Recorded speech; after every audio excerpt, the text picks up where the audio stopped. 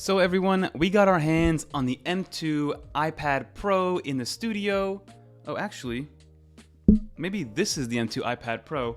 And yeah, you could barely tell the difference. So in this video, I really just wanted to talk about the main differences between the M2 iPad Pro and the M1 iPad Pro because the differences are very minute. There's not too much to really talk about when it comes to these two iPads. So from a full review standpoint, everything that happened with the M1 iPad Pro is still viable with the M2 iPad Pro. There were just a couple of small differences that Apple added to the M2 iPad Pro that we should talk about. So let's get into it.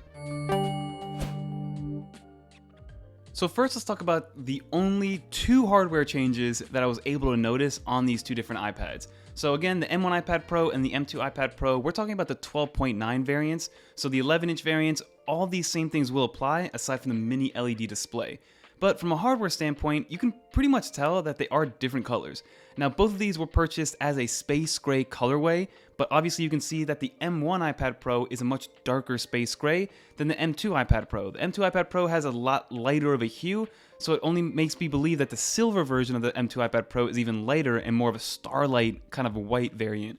So that is the one difference that I noticed from a visual standpoint. And then if you look at the back bottom of the iPad, on the M1 iPad Pro, you can see that it just says iPad, and then on the M2 iPad Pro, you can clearly see that it says iPad Pro. Now, I believe Apple's doing this to the rest of the lineup over time, so we'll probably see an iPad Air moniker, iPad mini, then we'll see the iPad, and then the iPad 9th Gen. So I think Apple's just doing that so people are really aware of which iPad they have, which is just more confusion and lets you know that even Apple knows that as consumers, we are going to be confused by all these iPad iterations. So from a physical standpoint, that is what you get. And the next thing Apple added to the new M2 iPad Pro is Wi-Fi 6E enablement, which if you have a router that is Wi-Fi 6E enabled, you'll get much faster Wi-Fi speeds, and I've seen anywhere from 1.5 to 3x Wi-Fi speed. So even if you have a gigabit or 5 gigabit connection, normally your Wi-Fi speed is a little bit slower depending on the Wi-Fi card in the actual computer that you have. But even if your router isn't Wi-Fi 6E enabled, which mine personally isn't, you can see by my speed test that the iPad still gets an extra 100 gigs plus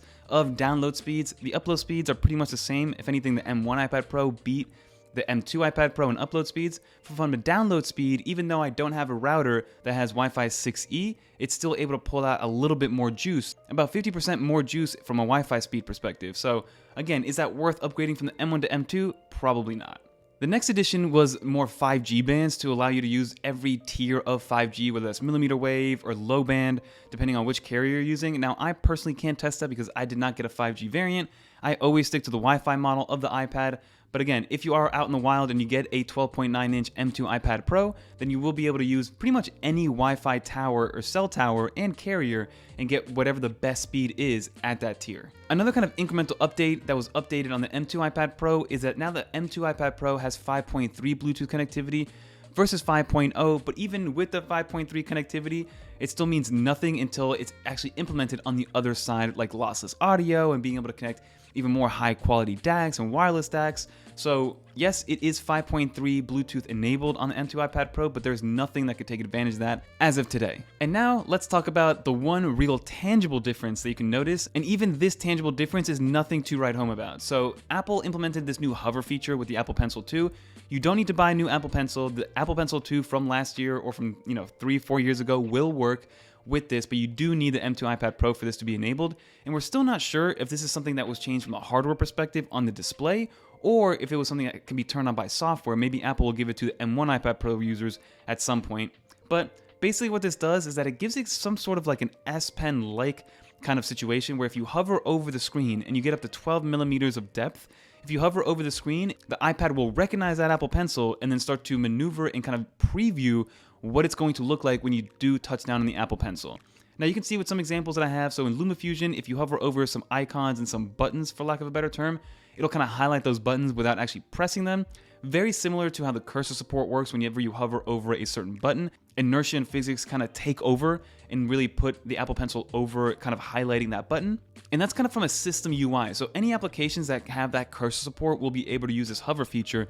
But then you see if I go over my timeline inside of actual LumaFusion, nothing really happens. But one instance, and leave some comments down below of what you think this hover feature was going to be beneficial for and who it's going to be beneficial for. But one instance of me using hover that actually made sense was inside of Affinity Photo. So Affinity Photo is kind of like Photoshop for the iPad. It's what I use to build my thumbnails, and every now and then, pretty much on every single thumbnail, I erase portions of some layer of that edit, of that thumbnail edit. So being able to have the hover, which basically what it does is two things. One, if you hover over at that 10 to 12 millimeters of height, it'll preview what you're about to erase, and not only that, but it'll preview how much you're going to erase. So in Affinity Photo, you can erase basically pixel by pixel, which is a tiny splotch, or up to 500 or 1,000 pixels, which is a huge splotch. So being able to have a preview of how much you're going to erase, especially with really precise erasers, that does have some value to me personally. But outside of that, like, name some other ways that this hover feature is going to make anything beneficial. I'm very, very curious in all honesty. Like, leave some comments down below of what you see this use case for hover to really be. But outside of that, these iPads are exactly the same. The same mini LED on the 12.9, the same PPI on both of these iPads, you have the same Thunderbolt 4 port on the bottom, you have the same camera systems, you have the same chassis. The only difference with the cameras is that with the M2 iPad Pro, we will get ProRes support, which again, I will never ever use, but the camera lenses themselves are exactly the same. So who is this M2 iPad Pro for?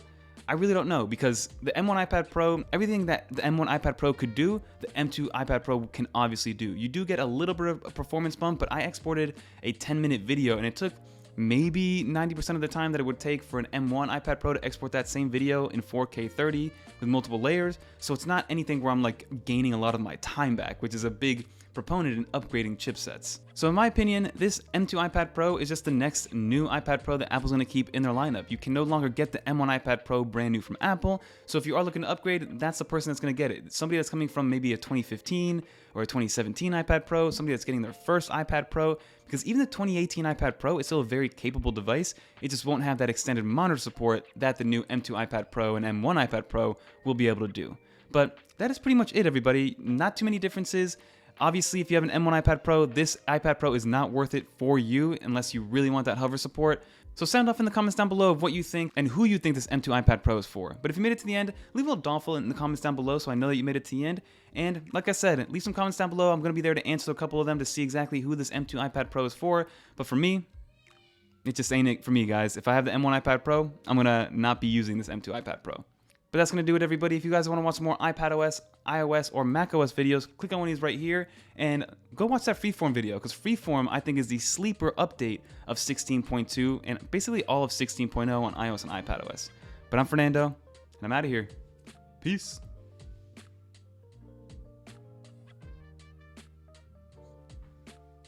These iPads just ain't it, guys. These M2 iPads, And don't even get me started about the 10th gen iPad.